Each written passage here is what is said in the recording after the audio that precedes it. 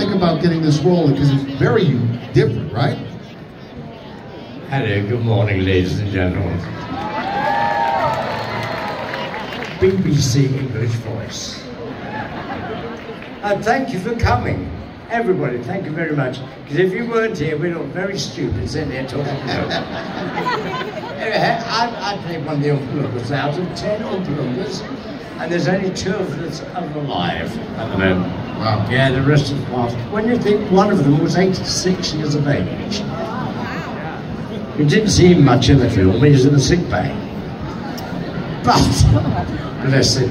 But we're here, and it's great to see you here at the Shrine Auditorium here in Boston. All right, let me set it down. Veronica Salt, who's of course been my... Veruka. All right, no more, buddy. That's right. That's a Boston crowd for yes. you. That's it.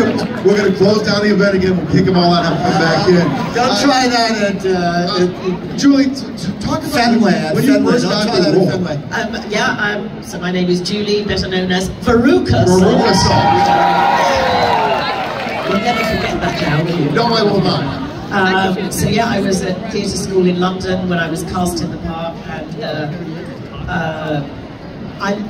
I should tell the story of how I actually got the part, because I'd been for a few castings before, and I'd always get to the kind of final few, and then they'd say, what have you been in? And I would say nothing, and they'd go, oh, thank you, goodbye.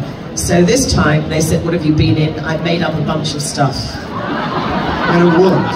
I lied. So that's how I got the part. Very Veruka Salt. Very Veruka. Paris, what about you? How did that all happen for you? Hey, I'm Paris. I was Mike. I was Mike TV. Going all the way back, I was born in Boston, Massachusetts. Yes, I was. My dad was born in Boston. He grew up in Beverly, and my grandfather was from Boston. And now I only lived here till I was 3, and then I moved to New York, and so you have New York, hate that. Yeah, well, anyway, that's where I grew up, and now I live in LA for about 30 years. So, but I went into an agent's office, and they wanted to talk to my older sister about being in commercials, and they said, how about him? And I got the first commercial I went up for. It was a thing where I had to say, crazy bubbles, bubble, blowing bubble bath. But of course I said, crazy bubbles, bubble, blowing bubble bath. And then I did Broadway shows, and I did this, and I mean, you know, yeah. The rest is history, isn't it? The rest is history, right? yeah. All right. Now, of course, everybody knows Charlie, right? And Peter.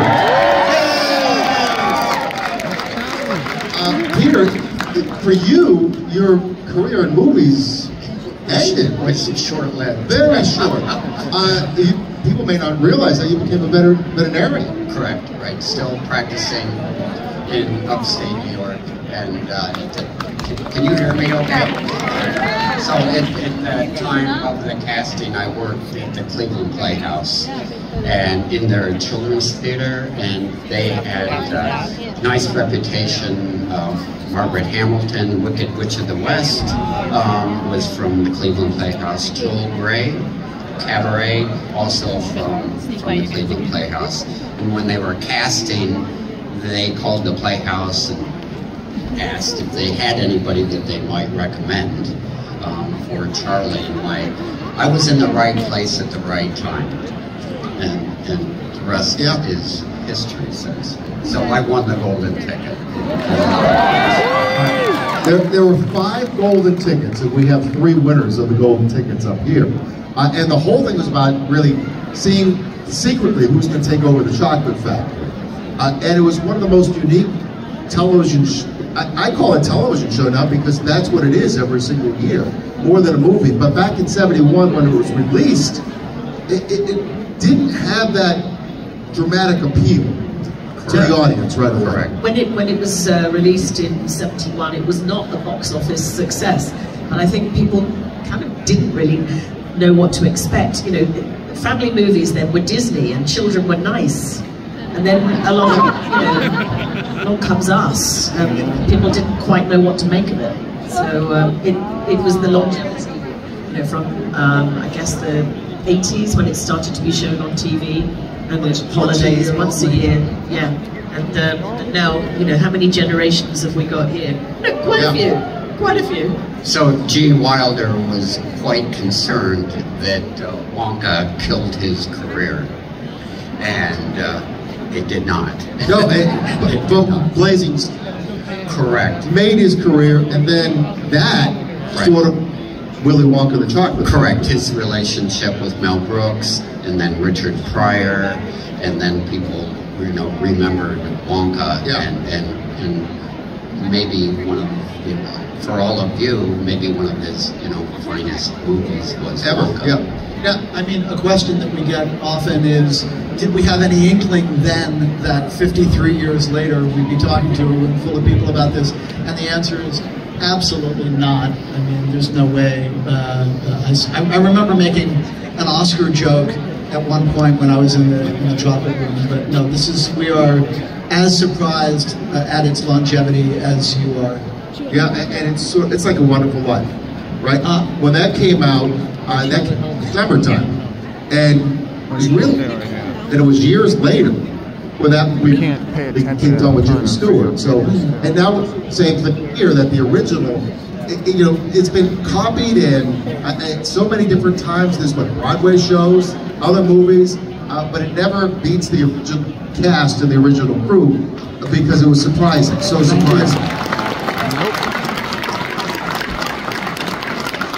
So Gene Wilder, really somebody with a little bit of an edge, a little bit in that movie. He was a little bit offbeat all the time. He made you wonder exactly what he was thinking, what he was doing. When he first made his grand entrance, did you know about that? And that walking out of the chocolate factory to greet the 5 winners at the gate when he's walking with the king. Was that planned or was that ad-libbed into the movie? Oh, yeah. We did not know he was going to do that, and that was one of Gene's stipulations of taking the role, his entrance. Originally in the script, he comes out and he's dancing, skipping down, and Gene said, I don't like that. Again, we need, Wonka needs to be unpredictable, and my entrance needs to be unpredictable. So we did not know he was going to do that. It's my mind. There you go. I think that set the pace for because it showed that there was something offbeat about his character in it. And then when you walk in, now the movie was filmed in, of all places, in Munich, Germany, which is, you would think of that a Hollywood production out in Germany. What was it like going to Munich back in the 70s when it was shot, the early 70s? I mean, one interesting thing about that is it was shot in 1970. It was released in 71, but it was shot in 1970. World War II ended in 46. So that's 24 years later. Here we are in Munich. Germans, you know, a lot of the crew is German. A lot of the non-speaking roles, like the other grandpas and grandmas in bed, a lot of the non-speaking roles were all Germans in that film. So we have the Germans and the Brits and the Americans all sort of coming together to make this creative thing, which is, you know, not really very long ago at that time was World War II. So, and the reason it was done in Germany was the soundstage, Bavaria Film Studios, which is still there, and you can go and do a tour of Bavaria Film Studios, and they don't mention Willy Wonka. But they mentioned Das Boot, Cabaret, Never-Ending Story. They were all filmed at the same studio. I think now there's a tiny reference to it because so many people kept asking about Willy Wonka, and they've grudgingly put a little plaque somewhere about it. Yes. But yeah, they had the technology and they had the big sound stages. And plus Mel Stewart had been the director had been shooting another movie in Europe just before called If It's Tuesday, It Must Be Belgium. And he had all of that crew lined up and he wanted to keep them and work with them, so it became, it was filmed in Munich, Germany. I was disappointed because I thought I was going to Hollywood. Well, it turned out to be one of the most